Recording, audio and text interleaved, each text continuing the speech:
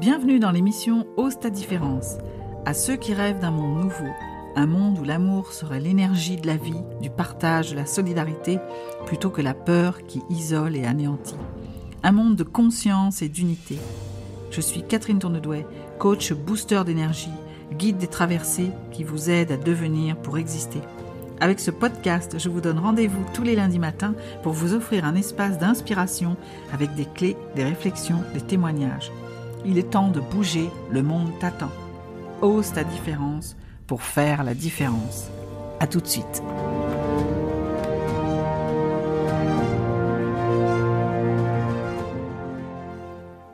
Bonjour, bienvenue dans ce conte du mois d'octobre. Aujourd'hui, je vais vous parler du fait d'afficher sa différence. En fait, ça part du principe que pour être accueilli, il faut commencer par dire qui on est. Comme lorsque tu te rends chez quelqu'un, par exemple, avec qui tu as envie d'être... tu as été invité et tu as envie d'être accueilli après avoir frappé à la porte. Tu commences par te présenter, en fait. Et ça part du principe qu'il y aura toujours quelqu'un quelque part pour accueillir ta différence. Laissez-moi vous lire un conte de ce livre dont je vous parle souvent, Bouillon de poulet pour l'âme, et qui s'intitule Chiot à vendre. Un commerçant était en train de clouer une affiche annonçant des chiots à vendre au-dessus de sa porte. Des affiches comme celle-là ont le don d'attirer les enfants. Et comme par hasard, un petit garçon apparut bientôt sous l'affiche du commerçant.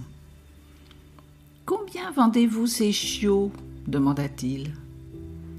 Le commerçant répondit « Entre 30 et 50 $. » Le petit garçon fouilla dans ses poches et en tira de la petite monnaie.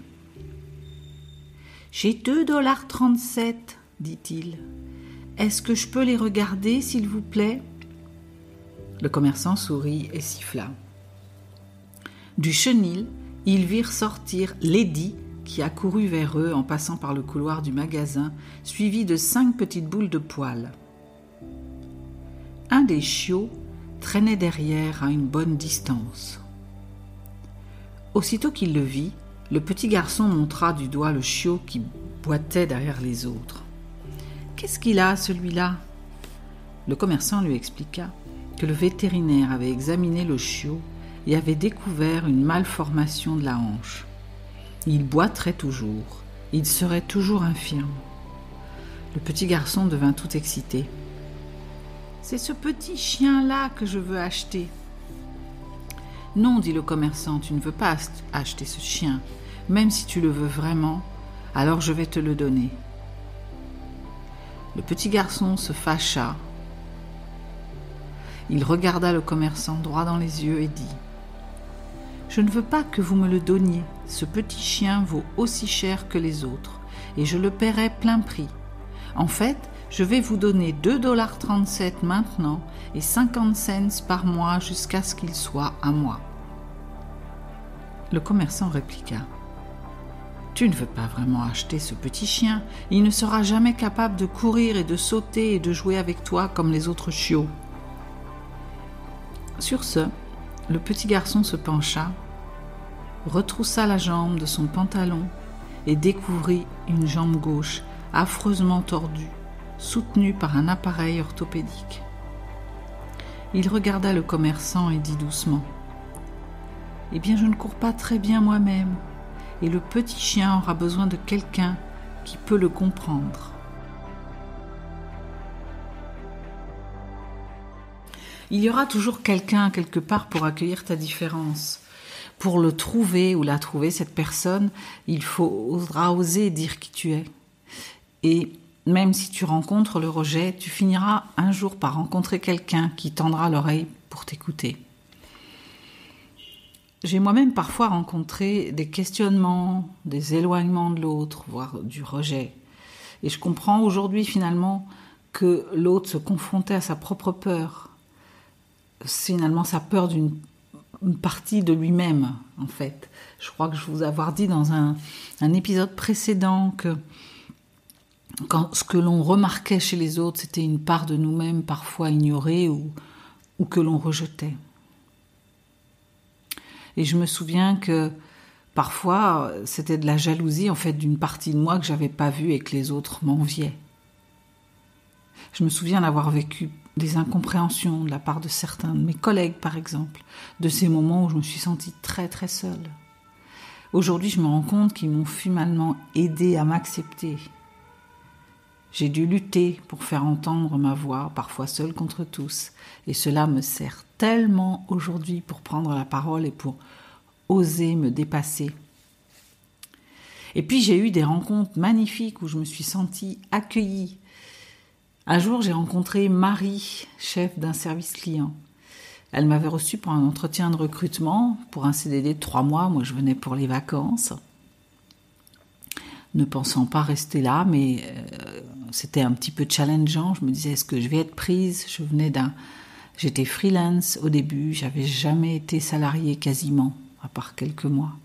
C'était en 88, dans ces années où la différence de couleur de peau était encore compliquée à intégrer.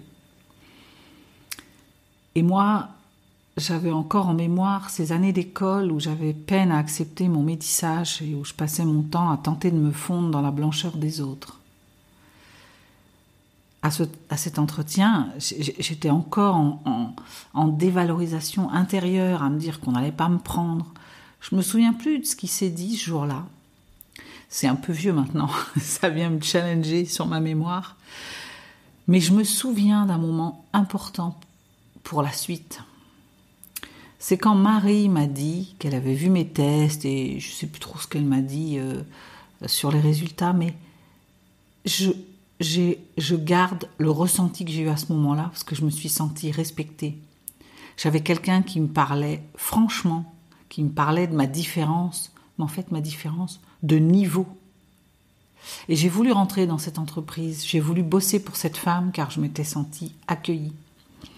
Et la suite de l'histoire m'a montré que j'ai toujours pu compter sur elle, en fait, au-delà des petites anicroches de la vie quotidienne, professionnelle. Donc,